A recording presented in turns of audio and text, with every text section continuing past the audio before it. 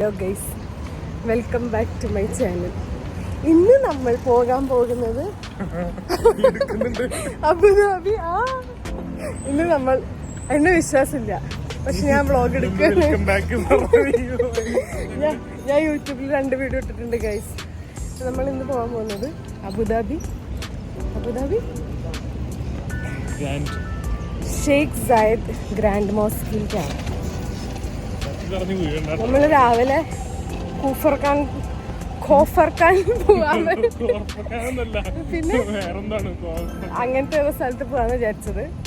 പക്ഷെ ആ പ്ലാൻ മാറി. എൻ്റെ കൂടെ ഷർട്ടുണ്ട്. ഇനി ഞങ്ങളെ പിക്ക് ചെയ്യാൻ ചേട്ടനും ചേച്ചിയും പിള്ളേരും വരും. അത് നമ്മുടെ ഒപ്പമുള്ള ചേട്ടനല്ല. ഒടുക്കത്തെ ചൂടാണ്. നമ്മൾ ബ്രേക്ക്ഫാസ്റ്റ് കഴിക്കാൻ പോവുകയാണ്. നമ്മൾ മലയാളികൾ എവിടെ പോയാലും മലയാളി ബ്രേക്ക്ഫാസ്റ്റാണ് കഴിക്കുക. ഫുഡിൽ നമ്മൾ കോംപ്രമൈസ് ചെയ്യാൻ പറ്റില്ല. ആദ്യത്തെ 2 ദിവസമൊക്കെ നമ്മൾ കബാബ്, ചാർക്കോള് ഇതൊക്കെ കഴിക്കും. പക്ഷെ പിന്നെ നമുക്ക് ചിക്കൻ ബിരിയാണി വേണം, പൊറോട്ട വേണം, ചായ വേണം. അങ്ങനെ നമ്മൾ ചായ കുടിക്കാൻ പോവുകയാണ്.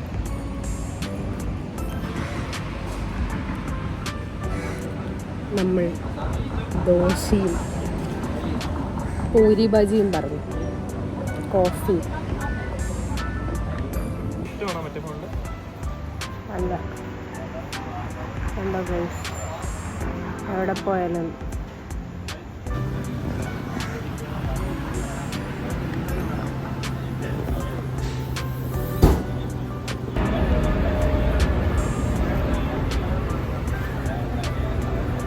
ഇവിടെ ദോശ, അവിടെ പൂരി, അവിടെ പൂരി, ഇവിടെ ദോശ.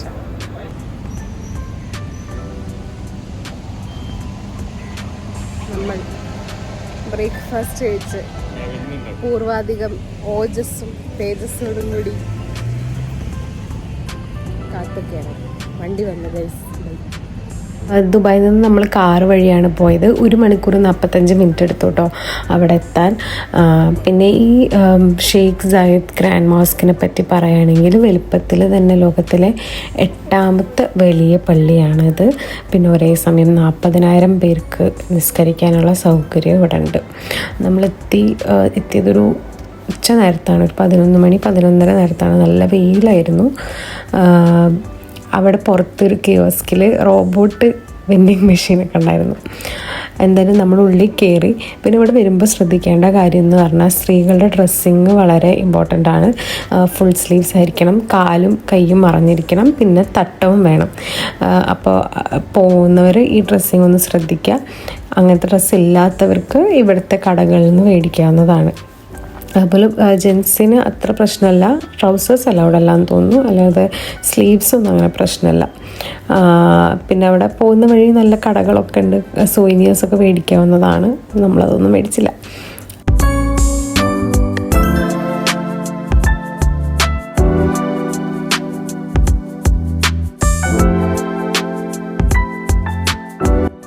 പേര് സൂചിപ്പിക്കുന്നത് പോലെ തന്നെ വളരെ ഗ്രാൻഡാണ് ഈ പള്ളി. കയറുമ്പോൾ തന്നെ നമുക്ക് ആ പള്ളിയുടെ ഒരു ഗ്രാൻഡ്നെസ്സും ഓറയും ഒക്കെ മനസ്സിലാവും. എല്ലാവർക്കും ഫോട്ടോസും വീഡിയോസൊക്കെ എടുക്കാനുള്ള സൗകര്യങ്ങളൊക്കെ അവിടെ ഉണ്ട്. പക്ഷേ പോകുന്നവർ ശ്രദ്ധിക്കുക, നമ്മളൊരു റിലീജിയസ് പ്ലേസിലേക്കാണ് പോകുന്നത്. അപ്പോൾ അവിടുത്തെ ഒരു കാംനെസ്സും ആ ഒരു പീസ് വൈബും ഒക്കെ ഡിസ്റ്റർബ് ചെയ്യാതെ നമുക്ക് ഫോട്ടോസും വീഡിയോസൊക്കെ എടുക്കാൻ ശ്രദ്ധിക്കുക.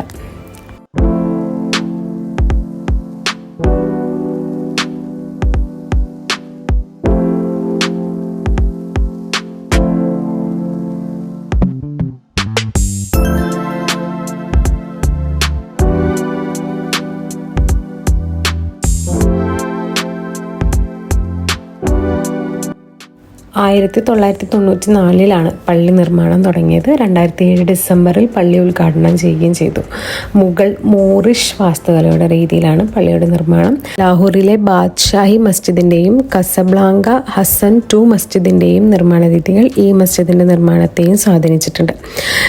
ഇസ്ലാമിക ലോകത്തിൻ്റെ സാംസ്കാരിക വൈവിധ്യത്തെ ഏകീകരിക്കുന്ന ഒരു ഘടന സ്ഥാപിക്കാൻ ആഗ്രഹിച്ചാണ് UAE അന്തരിച്ച president Sheikh Zayed bin Sultan Al Nahyan പദ്ധതി പദ്ധതി ആരംഭിച്ചത്. 2004 ഇദ്ദേഹം മരിക്കുകയും പള്ളിയുടെ മുറ്റത്ത് തന്നെ അടക്കം ചെയ്യുകയും ചെയ്തിട്ടുണ്ട്. എനിക്കവിടെ ഏറ്റവും ഇഷ്ടമായത് ഈ മാർബിൾസിൽ വന്നിരിക്കുന്ന ഈ ഫ്ലവേഴ്സിൻ്റെ ഡിസൈൻസാണ്. ഭയങ്കര ഭംഗിയാണ് കാണാൻ. ആക്ച്വലി വീഡിയോയിൽ അതിൻ്റെ ഭംഗി മനസ്സിലാവുന്നില്ല.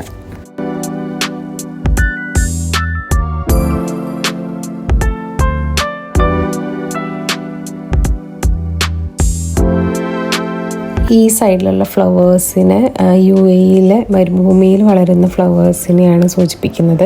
പിന്നെ ഇതൊക്കെ 3D ഒരു എഫക്റ്റാണ് ഇതിന്. ഈ ഫ്ലവേഴ്സ് ഉണ്ടാക്കിയിട്ടുള്ള മാർബിൾസ് കൊണ്ടുവന്നിരിക്കുന്നത് 37 രാജ്യങ്ങളിൽ നിന്നാണ്. ഭയങ്കര ഭംഗിയാണ് കാണാൻ. ഞാൻ നേരത്തെ പറഞ്ഞ പോലെ തന്നെ പേര് സൂചിപ്പിക്കുന്ന പോലെ തന്നെ ഭയങ്കര ഗ്രാൻഡാണ്. ഇൻറ്റീരിയേഴ്സും അതിൻ്റെ ഉള്ളിൽ ഉപയോഗിച്ചിട്ടിരിക്കുന്ന സാധനങ്ങളൊക്കെ. ഈ കാർപ്പറ്റ് ലോകത്തിൽ തന്നെ ഏറ്റവും വലിയ കാർപ്പറ്റാണെന്നാണ് പറയുന്നത്. 1200 ആൾക്കാർ ചേർന്നുണ്ടാക്കിയിട്ടുള്ള കാർപ്പറ്റ് 5400 സ്ക്വയർ മീറ്റർ വലിപ്പമാണ് ഉള്ളത്.